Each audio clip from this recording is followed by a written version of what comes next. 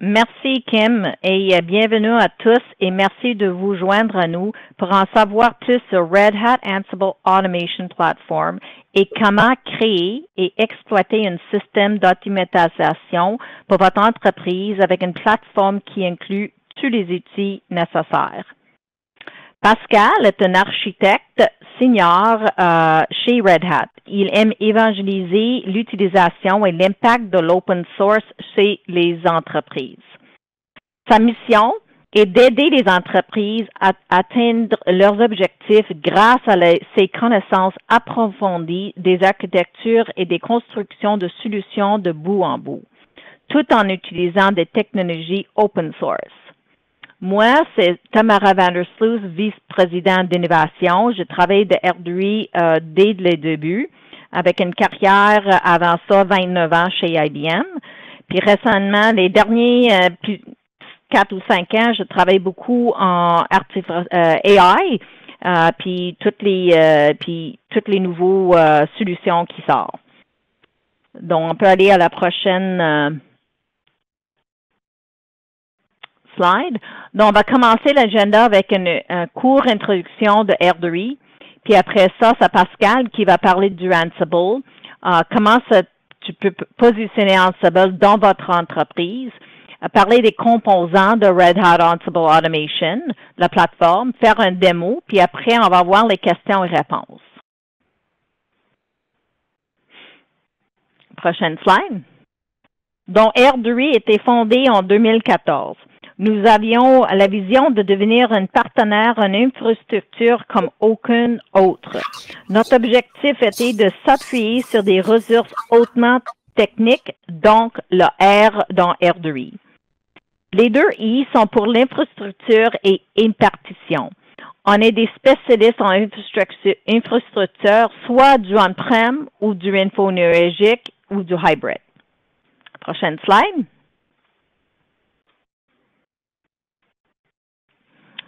Notre équipe de plus de 30 personnes est non seulement hautement technique, mais en moyenne, on a tous 25 ans d'expérience ou plus. Prochaine slide. Donc, et ça, c'est un survol de R2I. Donc, comme je dis, on est vraiment des spécialistes au niveau de l'infrastructure, puis soit c'est du on-prem ou infonuagique.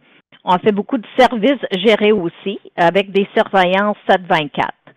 On travaille aussi dans intelligence artificielle et industrie 4.0.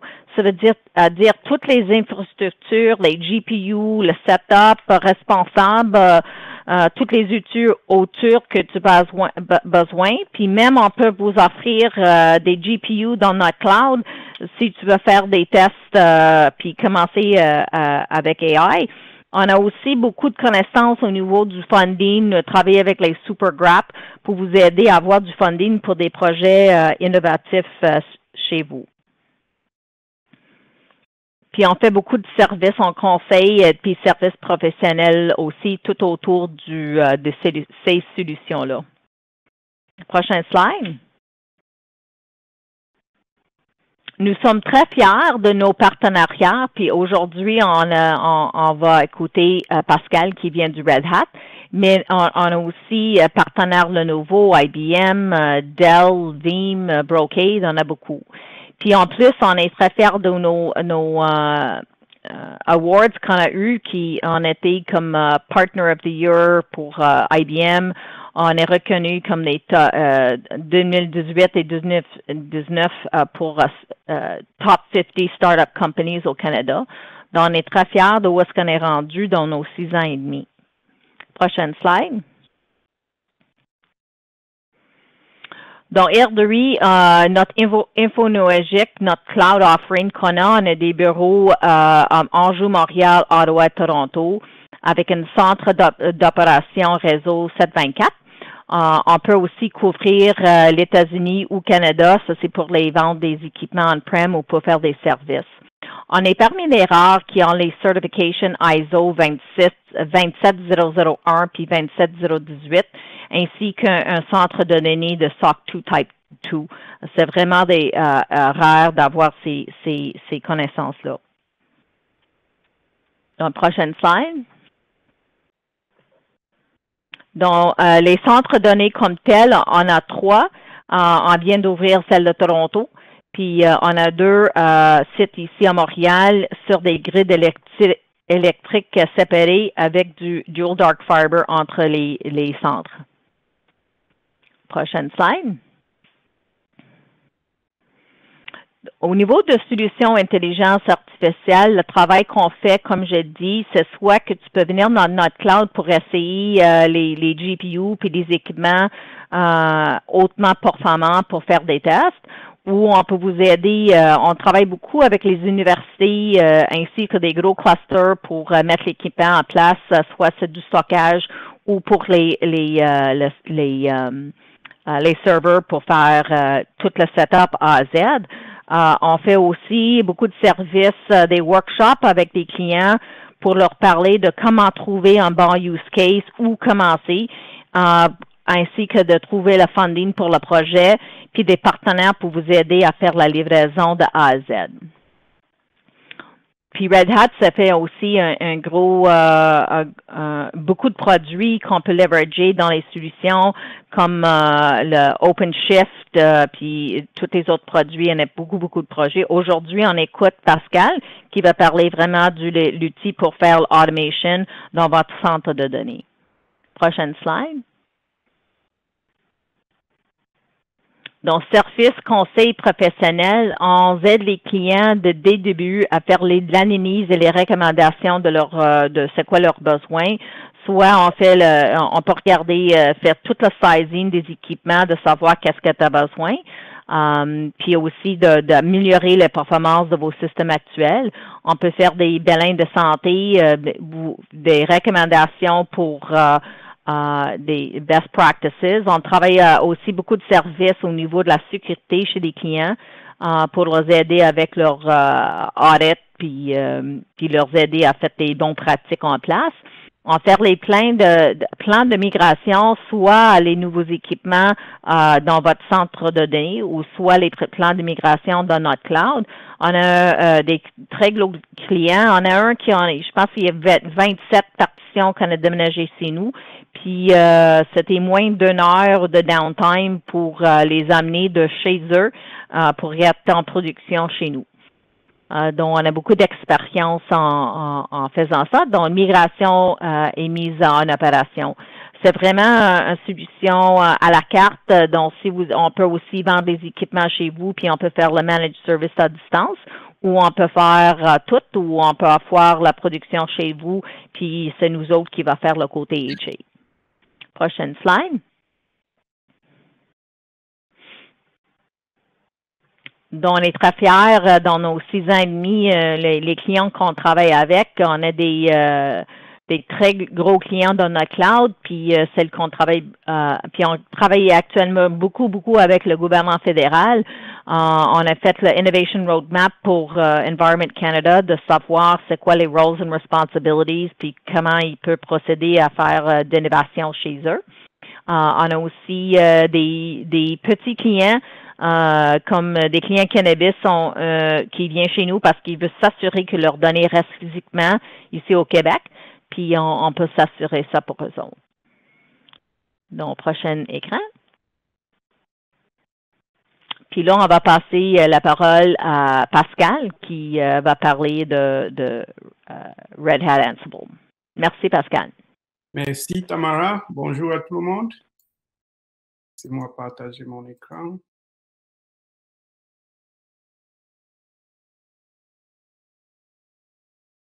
Donc, aujourd'hui, j'ai 2 objectifs. Le premier, c'est de vous faire avoir une idée concrète de Ansible et de sa simplicité. C'est pas, j'aime du concret. La deuxième chose, c'est que vous puissiez identifier des scénarios qui peuvent être appliqués dans votre compagnie. Donc, mon nom, c'est Pascal, comme Tamara a dit, Pascal Fenkam, je suis architecte des solutions chez Red Hat. Donc, c'est quoi Ansible? Ben, on dit une image vaut mieux que 1000 mots, et moi je dis une histoire vaut mieux que 1000 définitions. Donc, il y a cela 1 an avant le Covid, n'est-ce pas? Un client nous appelle et puis il dit, écoutez, on a un problème. Notre problème, c'est l'équipe de réseautique. Ah bon? Comment ça? Votre collègue est votre problème? Ben, là, entre nous, on se dit, peut-être c'est l'équipe des ressources humaines qui serait la solution. Mais on les a écoutés et puis ils nous ont demandé de venir sur place. Alors on est parti. L'équipe qui nous appelait, c'était l'équipe de DevOps. Donc, leur processus, c'était, il y avait l'équipe de développement, il y avait l'équipe de DevOps qui recevait l'application de développement et puis qui s'assurait que l'application soit en bon état dans les machines virtuelles et puis configurée et prête à déployer en production. Et donc, l'équipe de DevOps prenait à peu près 3 semaines pour créer les machines virtuelles. Donc, habituellement, ils créaient environ 5 machines virtuelles, installer le système d'exploitation, configurer le système d'exploitation, déployer tous les patchs, et puis déployer l'application. Ils le faisaient manuellement. 5 machines, ça leur prenait 2 semaines. Vous devez comprendre, quand on le fait manuellement, il y a des erreurs, et puis on reprend, et tout ça, et tout ça. Mais là n'était pas leur problème.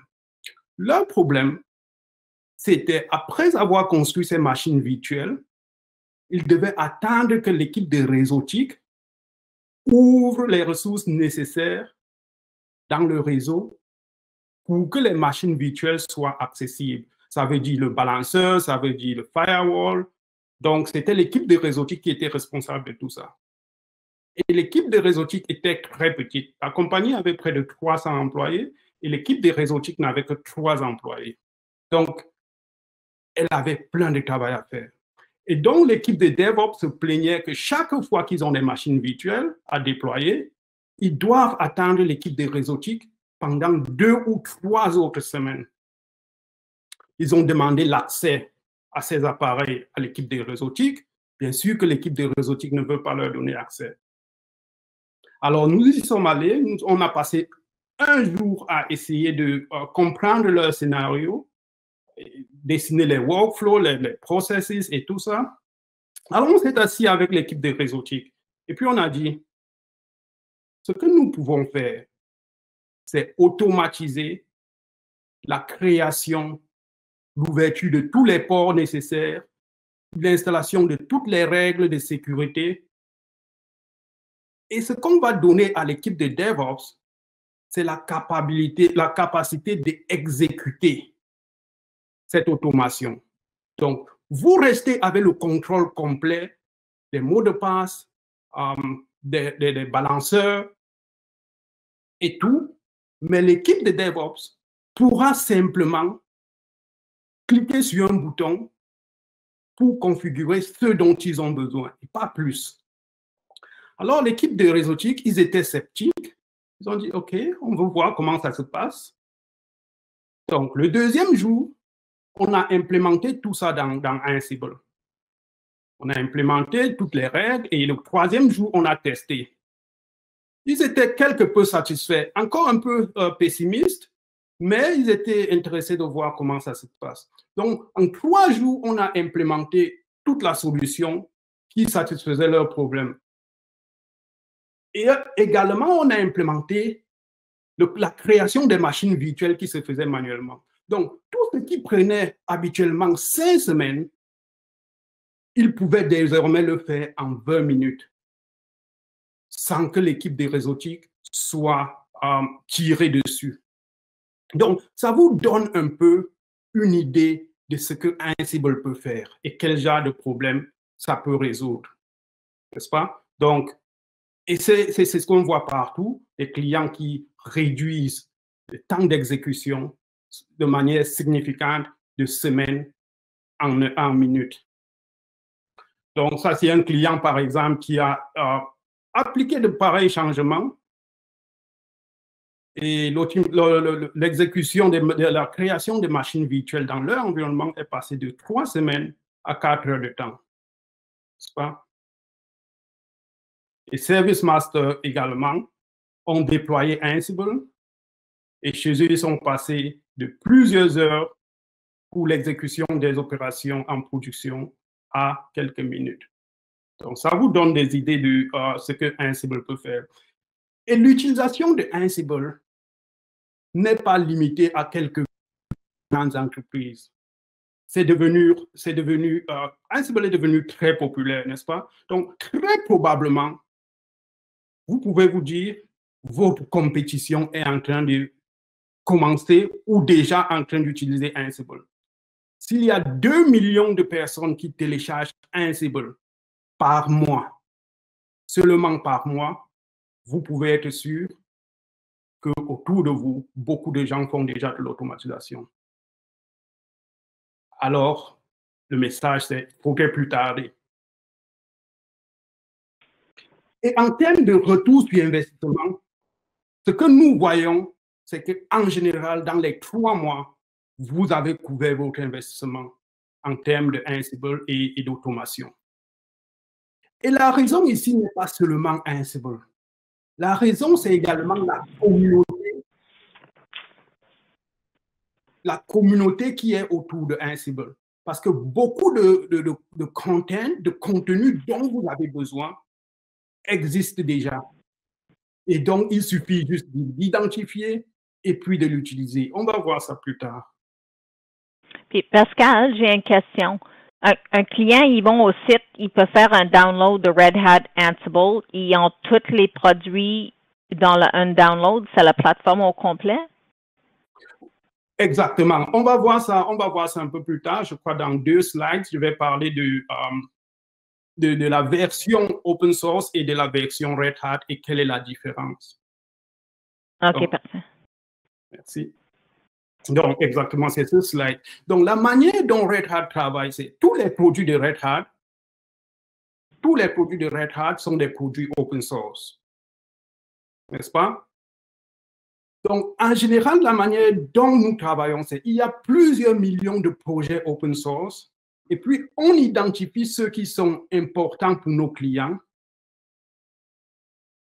et on prend ces projets, on participe. Donc, nous participons activement. Nous avons plein de développeurs qui travaillent dans ces projets open source. Et puis, on les met ensemble, on les intègre pour créer des produits. N'est-ce pas? Donc, en général, même si vous voyez Ansible, dans la communauté open source, c'est plusieurs projets. On les prend et on les met ensemble, on intègre, ça devient un produit. Et la même chose s'applique, par exemple, pour Red Hat Enterprise Linux. Excuse-moi de t'interrompre, Pascal. On a une question ici dans le Q&A. Donc, la personne demande, en fait, elle dit, si je comprends bien, Ansible est open source. En quoi est-ce que Red Hat nous aiderait? Oui, donc, après avoir intégré comme ça, merci beaucoup pour la question, c'est une très bonne question. Après avoir intégré comme ça, nous, ce que nous faisons, c'est nous testons, nous stabilisons, nous nous assurons que le produit est sécuritaire. Et c'est là la contribution de Red Hat.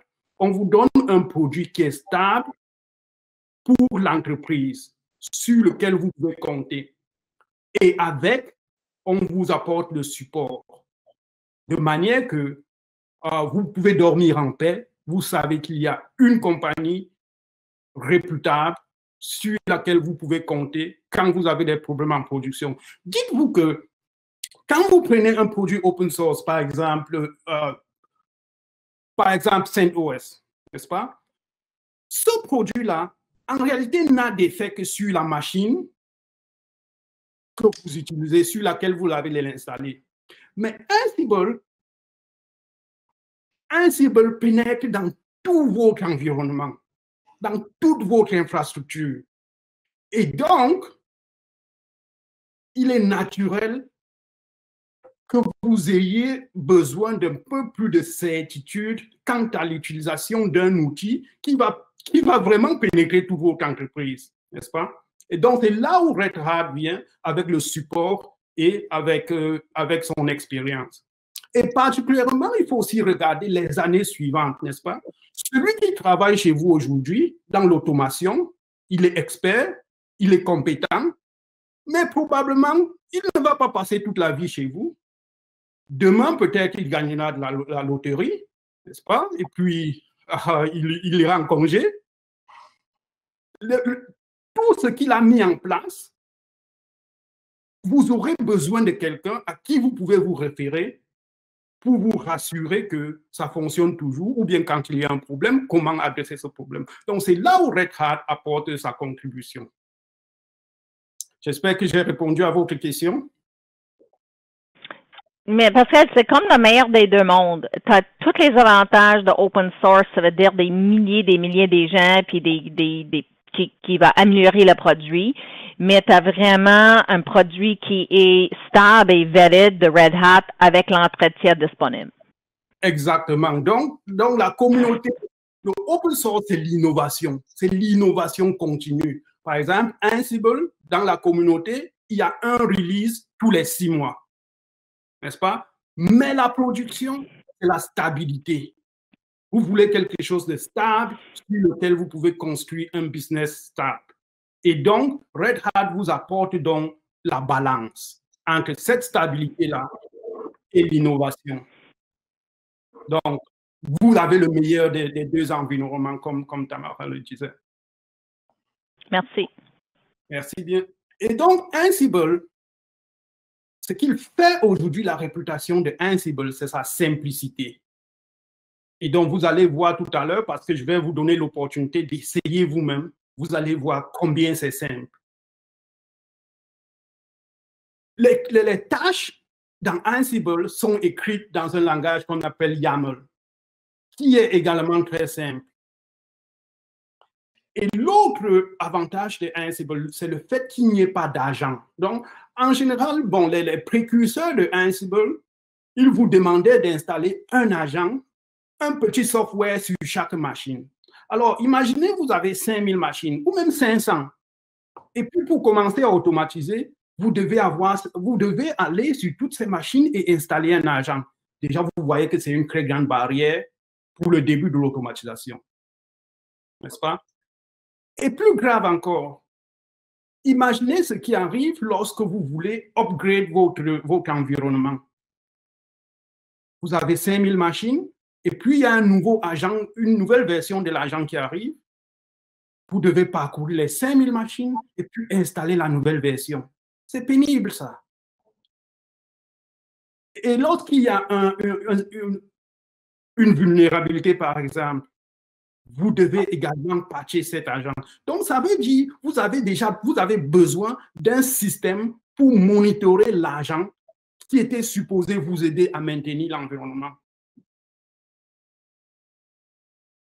Ce n'est pas très excitant. Donc, Ansible n'utilise pas d'agent. Ce que Ansible fait, c'est vous l'installer sur une machine et puis à partir de cette machine, Ansible va utiliser le langage de la machine à configurer, aller dans cette machine, la configurer et puis c'est terminé.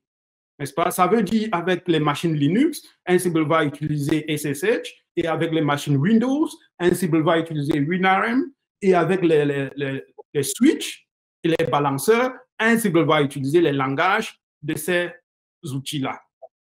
Et c'est ces deux choses qui font de Ansible, qui donnent de la puissance à Ansible. Ça veut dire que Ansible peut rentrer dans le passé et automatiser des appareils qui ont été conçus il y a 10 ans. Et puis les appareils futurs également, Ansible peut les automatiser. Aujourd'hui, lorsque les manufacturiers produisent des appareils, ils produisent également les playbooks Ansible, ça veut dire les scripts Ansible, pour vous permettre d'automatiser ces appareils. Et donc, en général, vous avez très peu de travail à faire parce que les playbooks sont déjà là, offerts par les manufacturiers et par la communauté. Et c'est ces 3 ingrédients qui font de Ansible un mélange vraiment explosif comme on le voit aujourd'hui, n'est-ce pas? Donc, voici. Pascal, c'est un client typique que tu parlais de 5000 système qui veut faire des updates puis il décide qu'il veut utiliser Ansible pour la faire, est-ce que c'est un projet de 6 mois, un projet d'1 mois pour la faire, l'automation de ça? Ça dépend de beaucoup de choses. Ça dépend de l'architecture. Est-ce que c'est un seul data center? Est-ce que c'est plusieurs data centers? Donc, ça dépend. Ça dépend vraiment.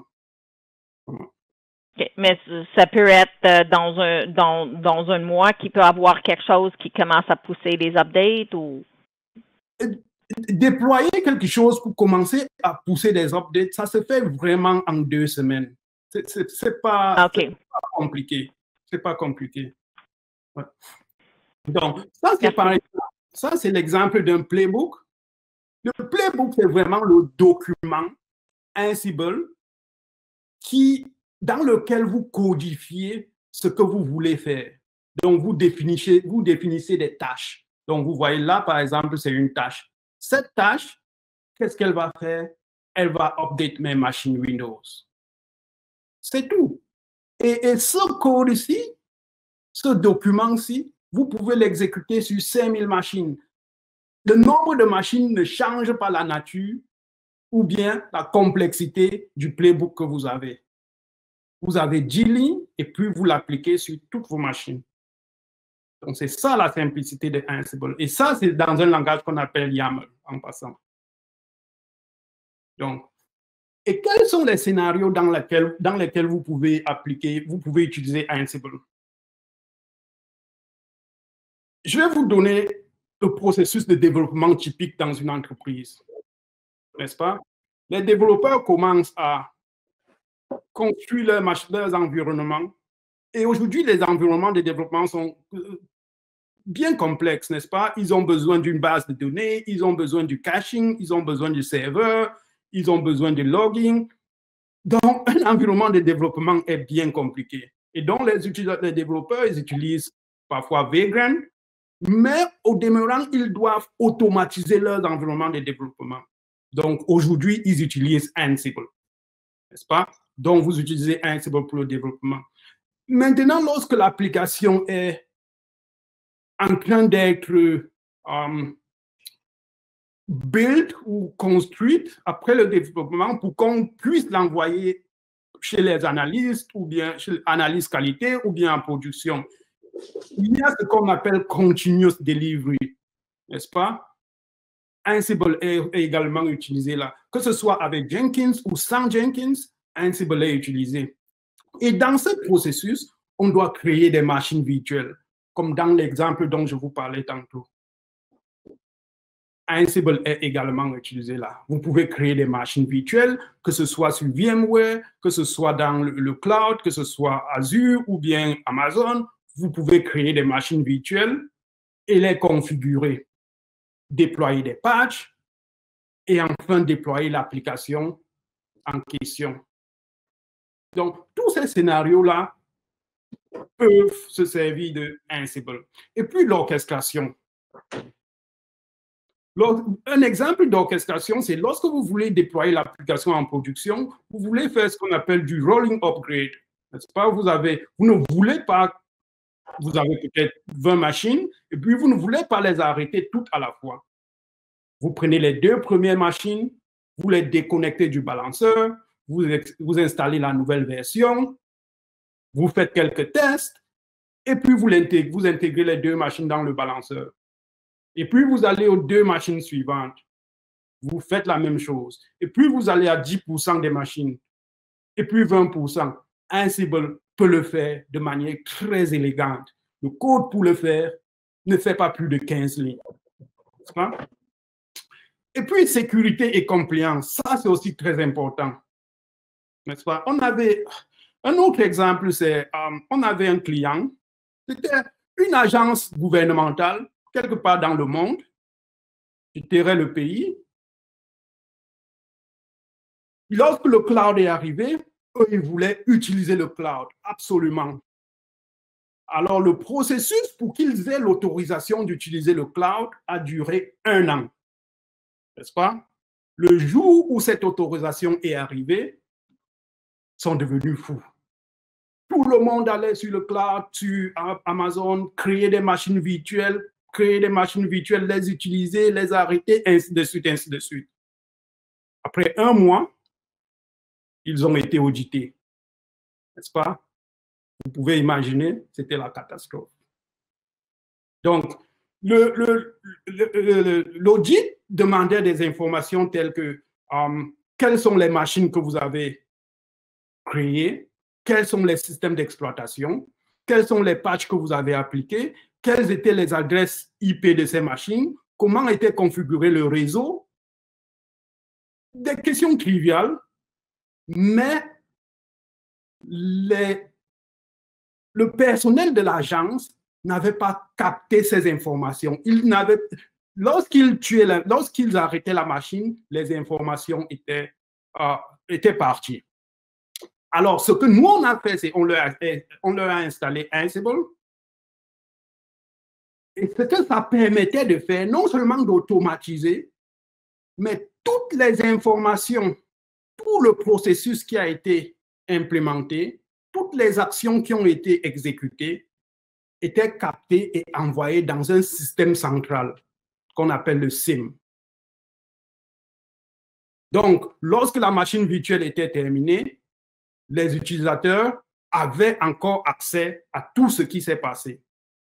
Et donc, lorsque l'auditeur est revenu après un mois, tout était parfait. Ils n'avaient qu'à aller dans leur SIEM et puis créer un rapport et obtenir toutes les informations dont l'auditeur avait besoin. Donc, ça vous montre à quel point Ansible est également utilisé dans le compliance, dans la conformité et la gouvernance. Excuse-moi de t'interrompre, Pascal. Je crois qu'on a une question ici de Diane qui concerne ce que tu viens de dire. Donc, Diane demande, nous avons plusieurs machines sur Azure, mais nous avons également des machines on-premise sur VMware. Est-ce que Ansible peut être utilisé pour les deux scénarios, particulièrement VMware?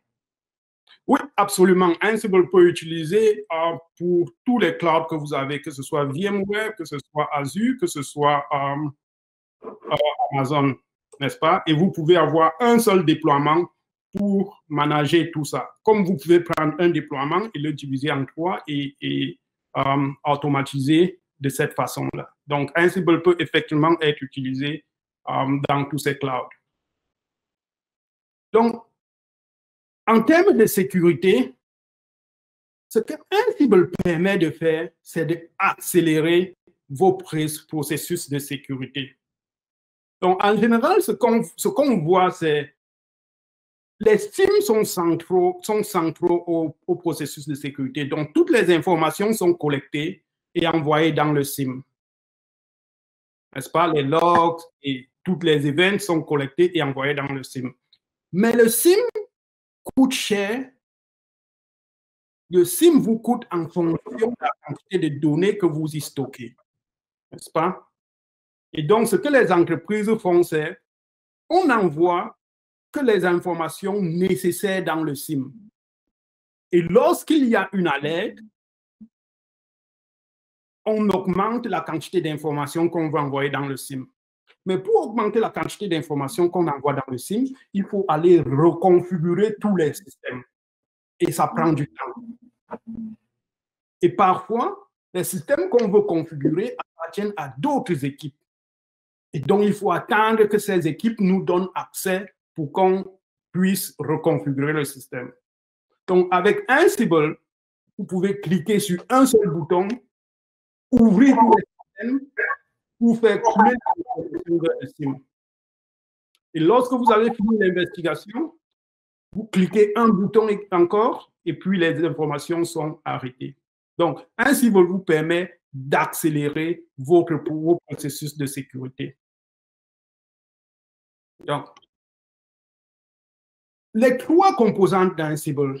Lorsque le commande mortel vous parle d'Ansible, ce sera généralement la basse couche de Ansible, n'est-ce pas? C'est-à-dire Ansible Engine. C'est la ligne de commande. Tout est exécuté à la ligne de commande, comme généralement dans les environnements Linux.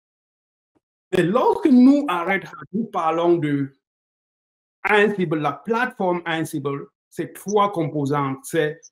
C'est Ansible Engine, mais c'est également Ansible Tower. Ansible Tower vous donne un environnement plus convivial qui permet aux entreprises d'automatiser de manière plus efficace. Nous allons voir Ansible Tower tout à l'heure quand je vais faire la démo. Donc, est-ce que c'est 3 produits différents ou c'est 3 composantes que vous présentez? Donc, Ansible, la plateforme Ansible de Red Hat, c'est 3 composantes d'un seul produit. Donc, lorsque vous allez faire la commande, vous aurez un seul produit à acheter, n'est-ce pas? Merci pour la question.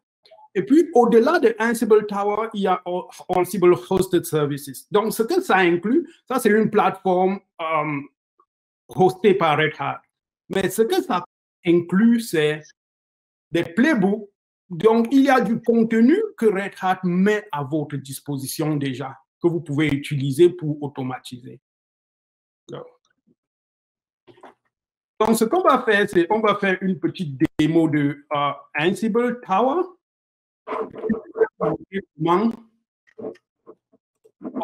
Utiliser vos patchs. Donc, j'ai un environnement. Je vais y aller. Donc, j'ai envoyé dans le chat les informations de connexion pour tout le monde. Donc, pour l'instant, ce sera moi. Je vais faire une petite démonstration et puis plus tard, je vais vous inviter à essayer aussi quelque chose. Donc, ça, c'est Ansible Tower. Lorsque vous y entrez, ça vous montre directement qu'est-ce qui se passe dans votre environnement. Vous pouvez aller là, le petit bouton Activity Stream vous dit tout ce qui a été fait dans votre environnement. Tout ce qui a été fait sans exception. Chaque fois que quelqu'un fait quelque chose, l'information est gardée. Mais au-delà de ça, vous avez dans le menu, vous avez plein de choses. Vous avez les mots de passe, n'est-ce pas?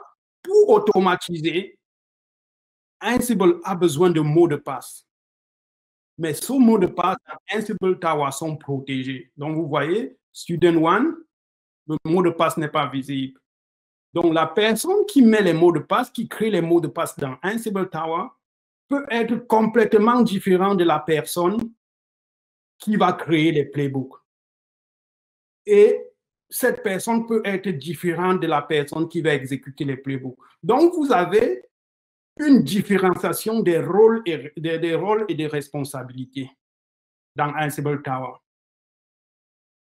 Donc, ce que vous avez également, c'est Inventories. L'inventory, c'est la liste des machines que vous allez automatiser, n'est-ce pas? Donc, vous pouvez créer plusieurs groupes de machines. Vous pouvez dire, ça, c'est les machines Windows. On va les automatiser d'une certaine manière. Et ça, c'est les machines Linux. On va les automatiser d'une certaine manière. Donc, dans votre inventory, vous pouvez créer des groupes. Ou vous pouvez dire, ça, c'est les serveurs web. Et puis, ça, c'est les bases de données. Vous créez des groupes et puis vous les automatisez en fonction de ces groupes-là. Et également, vous pouvez créer des équipes et puis des organisations. Donc, dans notre cas, nous avons un playbook. Comme je disais, le playbook, c'est le document qu'on crée pour faire de l'automatisation dans Ansible. Donc, mon playbook pour patcher Windows, le voici. Donc, vous voyez combien il est simple. Quelles sont les catégories de patch que je veux utiliser, que je veux appliquer? Security et Update. Et je ne veux pas que la machine soit redémarrée. Donc, dans mon projet, constatez le nom du fichier, c'est Patch Windows. Dans mon projet, Patch Windows, je vais dire, utilise ce playbook-là. Et puis, je peux aller et exécuter. Donc, exécuter un playbook, c'est simplement cliquer sur un bouton. On a une question de Eric ici. Il demande si on peut utiliser un vault pour les passwords. Oui, tout à fait. Ansible peut être intégré avec près de 5 volts où les passwords seront, où les mots de passe seront stockés. Voilà. Donc, il y a HashiCorp et puis CyberArk et puis il y a plein d'autres, au moins trois autres volts qui vous permettent de stocker les mots de passe. Donc, vous voyez, j'ai exécuté et puis ma machine Windows a été patchée. Et donc, dans l'exemple de compliance dont je vous parlais, c'est ces logs, ces informations-ci qui peuvent être envoyées dans votre système de collection de données. Et donc, vous mettez ça là-bas et puis lorsque vous voulez faire des rapports, vous pouvez prendre ces informations de là. N'est-ce pas? J'imagine, Pascal, tu peux faire ça sur un schedule aussi. Toi, tu l'as fait manuellement, tu as dit go, là, mais j'imagine que c'est un job scheduler aussi qui peut faire ça par semaine ou une fois par mois. Exactement, oui, tout à fait. Et particulièrement en sécurité, ce qu'on constate souvent, c'est qu'il y a le configuration drift. Donc, vous faites une configuration et puis pour quelque raison que ce soit, il y a eu changement. Et donc, vous pouvez faire un job en Ansible Tower qui va rentrer dans les systèmes et puis renforcer la configuration que vous avez créée. Donc, si quelqu'un a changé la configuration par inadvertance, vous repartez là-bas et puis vous renforcez la configuration de manière qu'il n'y ait pas ces drifts-là. Est-ce que chacun des endpoints a besoin d'un agent? Non, les endpoints n'ont pas besoin d'agent du tout. Ansible n'utilise pas le concept d'agent. Ansible utilise le langage du endpoint. Donc, dans le cas de Linux, il va utiliser SSH et puis il va aller dans la machine et puis configurer la machine. Donc, avec Ansible, vous n'installez rien du tout sur les endpoints, sur les manage nodes. Cool. N'est-ce pas? Donc, ça, c'était une petite démonstration de comment patcher avec Ansible. La prochaine chose que je veux vous montrer, c'est le scalability. Donc, avec la ligne de commande Ansible, si vous avez 5000 machines, n'est-ce pas? Alors, vous allez vous demander comment est-ce que vous allez exécuter un playbook sur 5000 machines à partir d'une seule machine qui lance les commandes. N'est-ce pas? Vous voyez que ce sera bien compliqué, ça va vous prendre une année. Donc, ce que Ansible Tower fait, vous pouvez avoir plusieurs instances de Ansible Tower qui se partagent le travail automatiquement. Donc, ces 5000 machines, si vous avez 4 instances de Ansible Tower, elles vont partager le travail et puis elles vont dire, toi, tu vas t'occuper de 500, toi, tu vas t'occuper de 400, toi, tu vas t'occuper de 500. Donc, Ansible Tower a cette intelligence-là pour pouvoir vous permettre de scale, d'automatiser à grande échelle. Donc, ça, c'était Ansible Tower. Ça veut dire la couche du milieu, n'est-ce pas? La troisième couche, c'est Ansible Hosted Services. Ansible Hosted Services a plusieurs composantes. Certaines de ces composantes ne seront pas utiles pour votre business, d'autres le seront. La première composante, c'est Analytics. Donc, tout à l'heure, on parlait de cloud, n'est-ce pas? Et on parlait des environnements différents. Donc, suivant votre architecture, vous pouvez avoir un Ansible Tower on-premise, vous pouvez avoir un Ansible Tower sur Amazon, vous pouvez avoir plusieurs déploiements de Ansible Tower. On a vu des gens qui ont un Ansible Tower pour dev et puis un Ansible Tower pour production. Donc, dépendamment de vos scénarios, vous pouvez avoir plusieurs Ansible Tower. Et donc,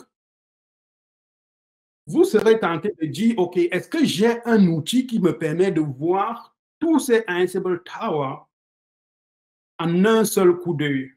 D'un seul clin d'œil, je veux voir tout ce qui se passe dans mes environnements d'automation. c'est ce que Ansible Automation Analytics vous permet de faire. Donc, avec Ansible Tower, comme on l'a vu, vous avez déjà des données. Vous avez déjà des données sur votre environnement. Mais vous avez des données pour un seul déploiement de Ansible. Lorsque vous avez Ansible Automation Analytics, qui est du cloud, chacun de ces environnements va envoyer des données et puis vous aurez une seule plateforme où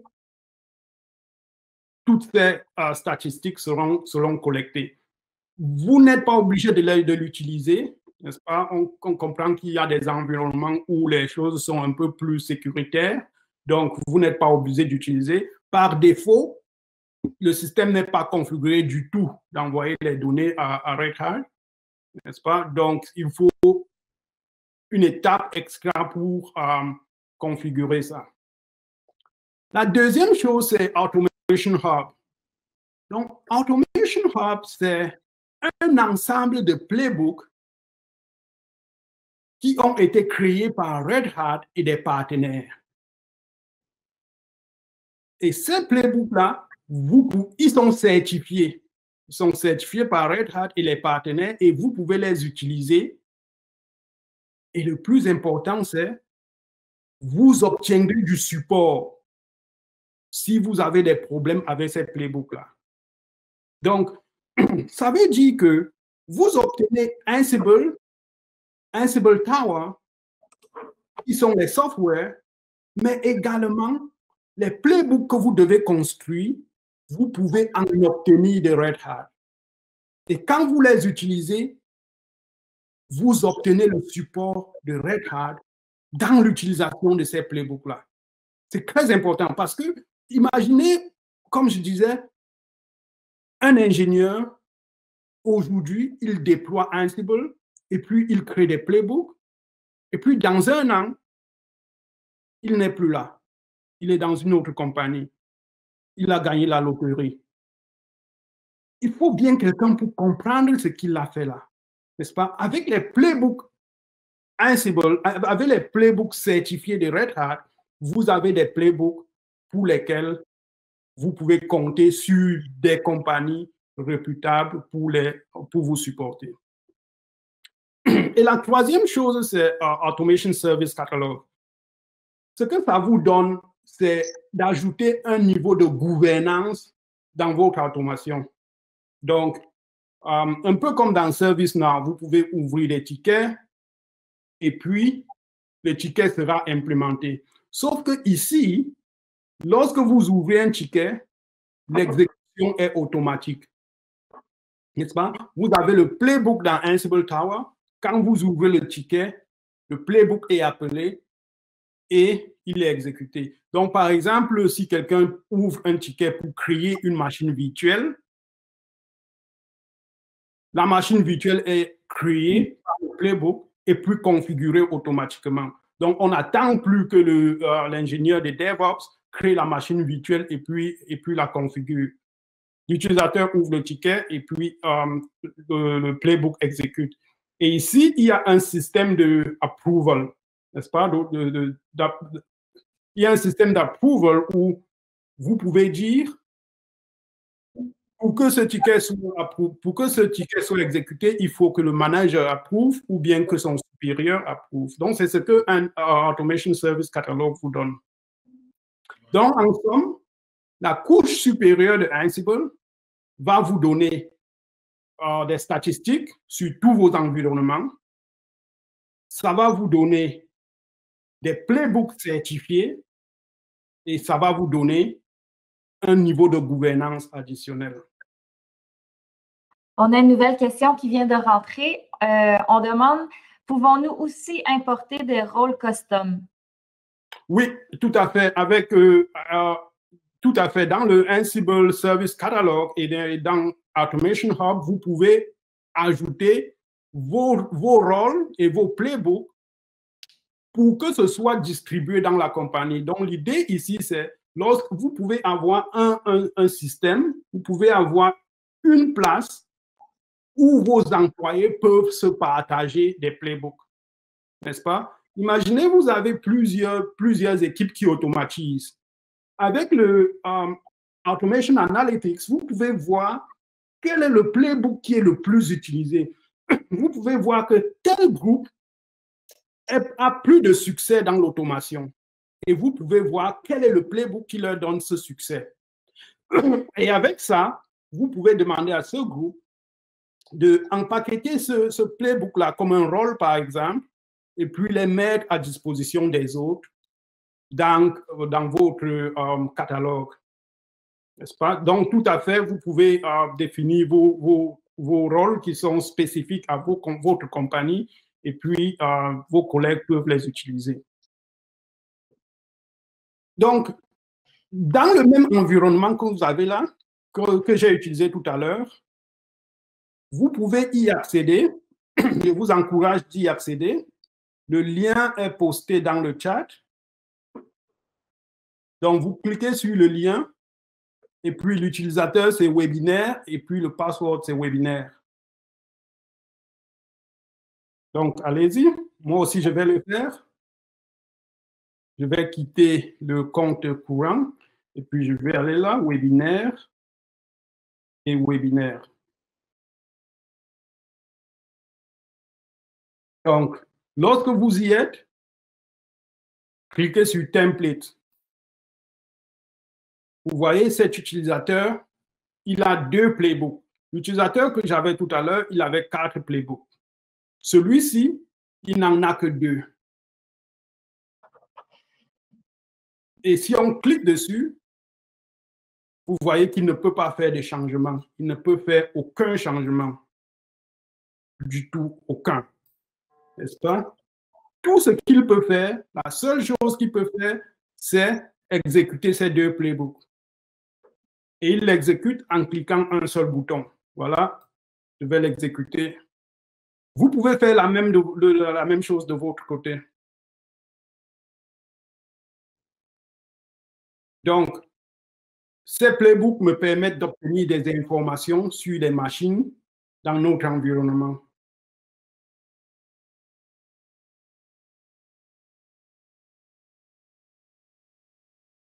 Donc, je peux partir de l'autre côté et puis il y a un autre playbook qui me permet d'obtenir la liste des services qui sont déployés sur des machines différentes. Je peux également l'exécuter. Donc, c'est ce que nous appelons One Touch Execution. Donc, vous n'avez besoin de rien d'autre. Vous voyez, la personne qui exécute les playbooks n'a pas besoin de connaître. Elle n'a pas besoin d'avoir un doctorat, n'est-ce pas? Vous voyez, c'est si simple.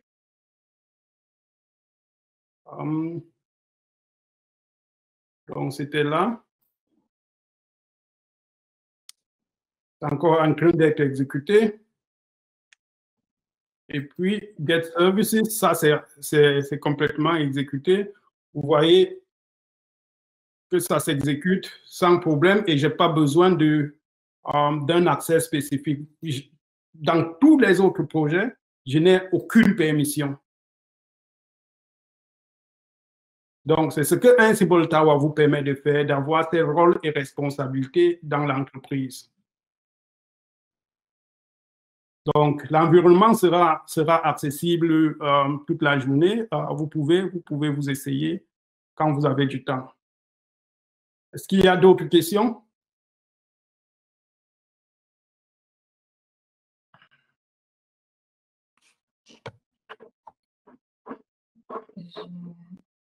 On va leur laisser un petit peu de temps. Donc, les prochaines étapes, vous pouvez aller sur ces liens pour obtenir une licence pour commencer à exécuter et à déployer. Vous pouvez joindre la communauté, que ce soit en ligne ou sur Facebook ou sur Twitter. Et plus important, vous avez des informations et les services que R2I peut vous offrir. Que ce soit planifié sur le plan stratégique, comment vous allez concevoir votre automation, que ce soit construire une architecture d'automation, parce qu'aujourd'hui, les entreprises ont plusieurs data centers, n'est-ce pas? Et puis, il faut voir judicieusement comment vous allez organiser cette automation-là en termes d'architecture. Et si vous voulez implémenter des proof of concept, des petits exemples pour commencer l'automatisation, RD2I peut également vous accompagner là-dedans. Et que ce soit vous former ou bien déployer votre environnement, ils sont à votre disposition. N'est-ce pas? Moi, j'avais une question, Ouais. Pascal. Ça, si un client veut le tester, puis il va au site, puis il fait une download, comme on a dit avant, il download tous les 3 produits, les Engine Tower puis Hosted Services. L'interface, il va faire tous les composants. Oui, donc s'il va Ansible.com, get started, et puis il obtient une licence d'essai, il va obtenir, ce qu'il va télécharger, il va obtenir les 2 premières couches. Ansible Engine et puis Ansible Tower. Maintenant, la 3e couche, il devra configurer Ansible Tower pour que Ansible Tower communique avec Red Hat. OK, oui, ça fait du sens. Est-ce qu'il peut l'avoir gratuit pour l'environnement de dev? Est-ce qu'il peut l'utiliser où il a besoin d'un clé? L'environnement d'essai, c'est 60 jours. Donc, vous pouvez l'avoir pour 60 jours et après vous pouvez l'acheter. Mais je crois qu'il y a une partie importante de cette question. Lorsque vous achetez Ansible Tower, vous pouvez diviser, vous pouvez subdiviser, vous pouvez dire 90, par exemple, si j'ai acheté Ansible Tower pour 100 nodes, parce que Ansible Tower, ça s'achète en fonction du nombre de nodes qu'on veut manager. Donc, si vous achetez pour 100 nodes, vous pouvez dire 90 pour production et puis 10 pour le développement. N'est-ce pas? Bon, vous êtes libre d'acheter 100 pour le développement et 100 pour la production, mais vous pouvez découper. Vous pouvez dire 90 pour la production et puis 10 pour le développement. Il y a 2 autres questions qui sont rentrées. Donc, la première, est-il possible de lier Red Hat Satellite au Tower Ansible? Pardon, je n'ai pas bien suivi la question. Oui, je répète. Est-il possible de lier Red Hat Satellite au Tower Ansible? Oui, tout à fait, tout à fait. Il y a plein de scénarios où Red Hat Satellite et puis Red Hat Ansible se complémentent. Et puis, il y a plein de nos clients qui utilisent les deux. Donc, tout à fait. La seconde question est en anglais. Je vais essayer de faire de mon mieux. Je crois que ça concerne la démo. I heard about Ansible before, and I thought it could only automate Linux. But now I see from the demo that Ansible can also automate Windows Server. That's cool. Can it also automate desktop machine and laptops? We have a lot of users who are mobile and working from home. And can we use Ansible to patch and manage those machines? Oui, tout à fait. Bon, si j'ai bien suivi la question est, est-ce qu'on peut utiliser Ansible Tower pour patcher les machines des employés qui sont à la maison? Oui, oui, tout à fait. Ce que nous voyons les clients faire, c'est qu'ils installent un VPN. Donc, la machine de l'employé à la maison a un VPN et puis elle peut se connecter au bureau, n'est-ce pas, au data center. Et à partir du data center, par la connexion du VPN, Ansible Tower est capable de configurer les machines et les laptops des employés qui sont mobiles. Voilà. Merci. OK, super.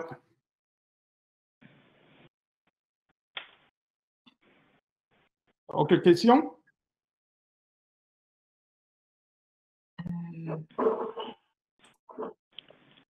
Non, on ne dirait pas. On va vous laisser un petit peu de temps. N'hésitez pas si vous avez des questions. Sinon, il y a toujours la possibilité de nous contacter.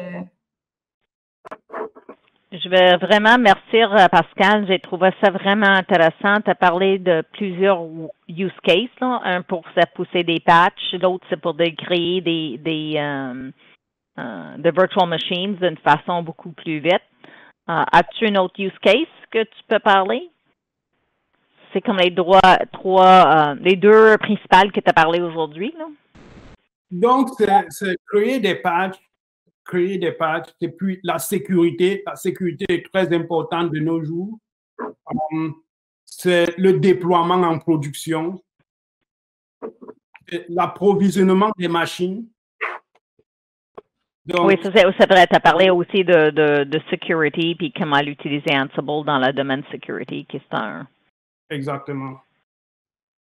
Oui. Il y a quelqu'un qui demande si l'enregistrement sera disponible pour revisionnement. Oui, nous pourrons partager avec vous l'enregistrement d'aujourd'hui pour que vous puissiez partager la présentation dans votre équipe ou simplement la réécouter.